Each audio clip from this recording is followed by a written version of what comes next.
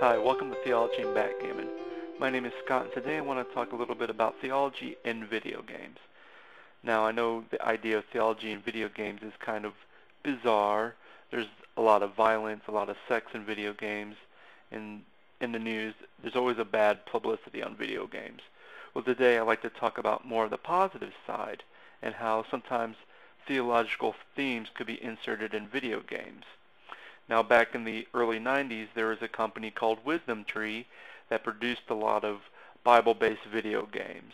You had spiritual warfare. The one that I had was Exodus, where you were Moses and you walked around and you kind of went through like a puzzle type thing, and then after the end of each level, you got to answer some questions about the book of Exodus in the Bible.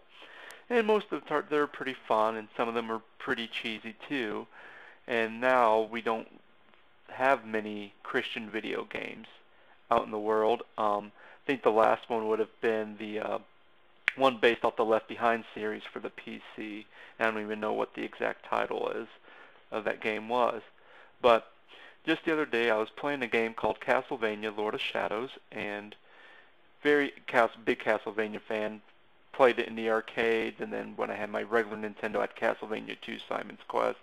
Really liked the Castlevania games, and I'm also a big fan of horror films too, so it was very great. But as I was playing through the game, there was this cutscene that I was watching towards the very end of the game, and it made me think of some theological concepts. So I will cut over to that footage and have you guys watch it, and then I will come back and make some comments on it.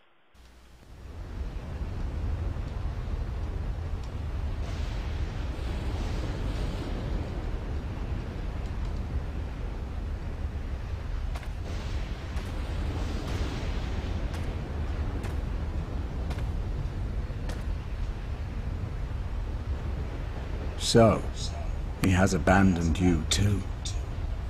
So be it. Join me. I will love you more than he.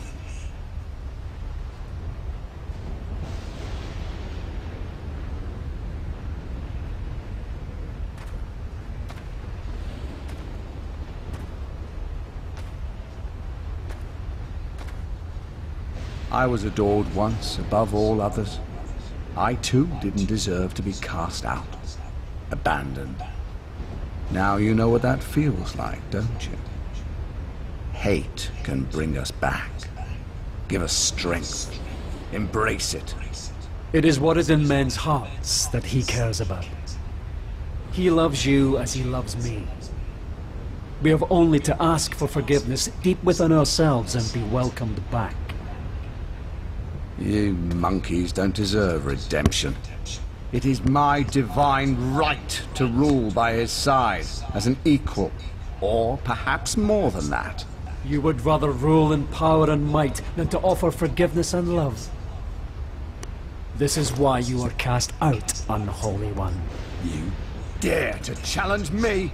You will die for your blasphemy. Your soul belongs to me. Now, not try to spoil too much about the game or the game's ending, here you have Gabriel Belmont, who is talking to Satan. And what was intriguing to me is that throughout the game, Gabriel was going through a lot of hardships in life, a lot of things that really tested his faith. And here, Satan is just saying, join me. God has abandoned you.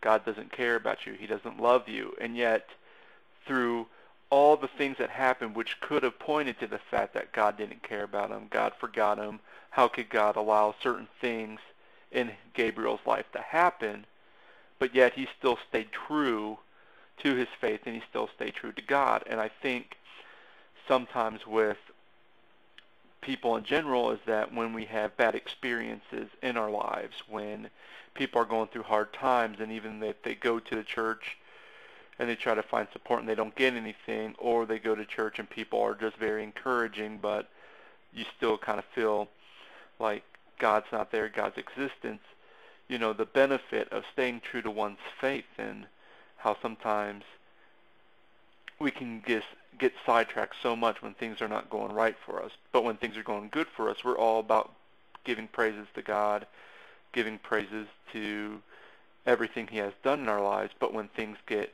hard, we tend to think, well, where are you, God? How come you're not helping me? What's going on? And I think it's very important that even through the darkest times in our lives, even when things are going bad, it's very important for us to be faithful and to stay true to our faith, and that hopefully through staying true and stuff, that God will bless us, which if you play a little bit more in the game, I'm not going to say much, that there is some redemptive quality to it. Now, going back to the whole idea of video games and theology, is it possible that even in some of the worst games that we play, like the Grand Theft Autos, are there some things, any redeeming quality we can get out of some things that the public or that we may think is bad? And that's just a question for you guys to think about. I would also like to hear back from you about this subject and kind of what you think. You can email us at theologyandbackgammon, or actually, sorry, it's theologyandback@aol.com, or you can just comment on our blog and just go ahead and check us out at our blog at theologyandbackgammon.blogspot.com for more information, and I would love to hear from you. Thanks for watching. Bye.